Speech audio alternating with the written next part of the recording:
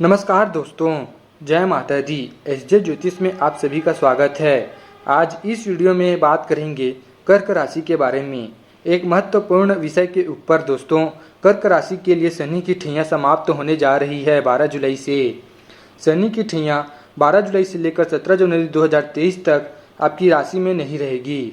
अब जब दोस्तों शनि की ठैया आपकी राशि में नहीं रहेगी तो आपको फल मिलेंगे। क्या परिणाम आपको अपने जीवन में दिखेंगे, इसी के ऊपर आज हम बात करेंगे। शनि देव अब आपको क्या सकारात्मक और क्या नकारात्मक प्रभाव प्रदर्शित करेंगे। दोस्तों, जब शनि देव की ठैया लगती है और आपकी जन्म कुंडली में शनि देव की स्थिति सही नहीं होती, यानी कि शनि देव नीचे के होते हैं, पाप प्रभाव में होते हैं, शत्रु भाव में होते हैं, तो शनि की ठैया और शनि की साढ़े सती विशेष आपको परेशान करती ही करती है। तो जिन लोगों के जीवन में काफ़ी परेशानियां आ रही थी, उनके कैरियर में, उनके जीवन में, पर्सनल लाइफ में, वैवाहिक जीवन में, उनके लव रिलेशन में, तो आज विशेष रूप से जानेंगे कि क्या बदलाव आने वाले हैं। शनि की ठैया खत्म होने के बाद 12 जुलाई से दोस्तों 12 जुलाई को शनि देव कुंभ राशि से निकलकर मकर राशि में सक्रिय होकर आ जाएंगे और आपकी राशि से शनि देव आपके सप्तम भाव में गोचर करेंगे। और सप्तम भाव में जब शनि देव गोचर करेंगे मकर राशि में विक्रिय होकर, सप्तम भाव होता है मैरिड लाइफ का, पार्टनरशिप का, डेली इनकम का। सबसे पहले तो 17 जनवरी से पहले और 12 जुलाई के बाद जो व्यक्ति विवाह करना चाहते थे, जो लोग रिश्ते देख रहे थे, विवाह की बात चल रही है, तो आपकी बात बन सकती है, क्योंकि सप्तम भाव में शनि देव अपने घर में आ जाएंगे पुनः और शनि की ठैया समाप्त हो जाएगी।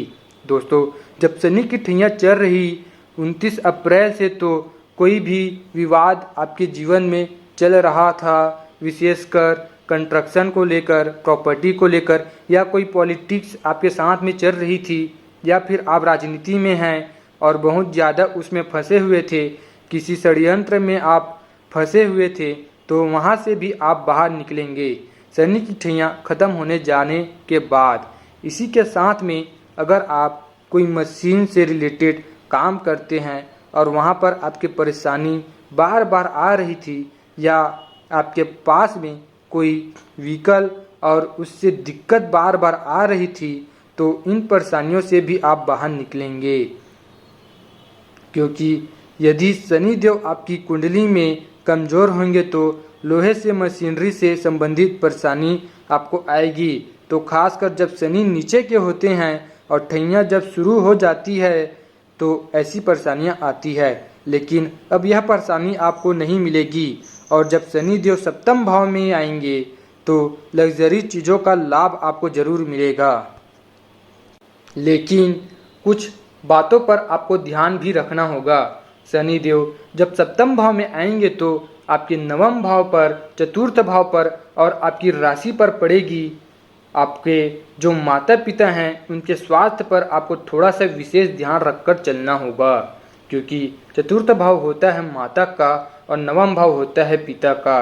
और नवम भाव दृष्टि पड़ेगी शनि की, और शनि देव जहाँ पर दृष्टि डालते हैं वहाँ पर अच्छा नहीं माना जाता।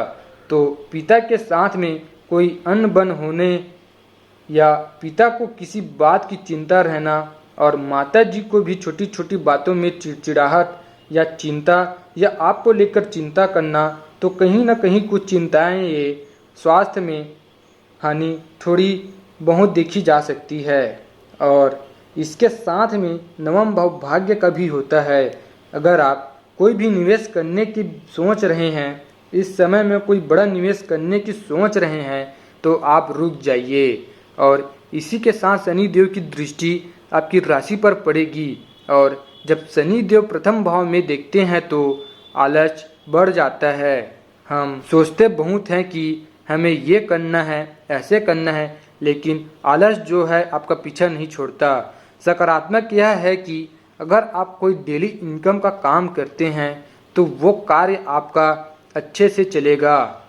और इसी के साथ ठैया जो समाप्त हो रही है, और जिन लोगों को बहुत परेशानियां आ रही थी, डिप्रेशन, ओवरथिंकिंग और बहुत ज़्यादा परेशान हो रहे थे, तो वो अब आप बाहर निकलेंगे।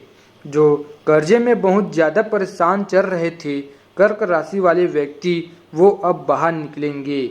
और शनिदेव जब सप्तम भाव में आते हैं तो कर्म इनाम करता बहुत धीरे धीरे हैं। आलस तो आता है पर कर्म करता जरूर है। यानी कि जो व्यक्ति खाली थे, जिनके पास काम नहीं था, जो जॉबलेस थे, तो अब 12 जुलाई के बाद और 17 जनवरी से पहले नौकरी मिलने की संभावना बनेगी। आपको काम मिलने के अच्छे अवसर बनेंगे। बस आप प्रयास कीजिए और आलस को त्यागिए। और इसके साथ में अपने मन में कोई भ्रम, कोई कन्फ्यूजन, किसी भी प्रकार की शंका आपको नहीं रखनी है।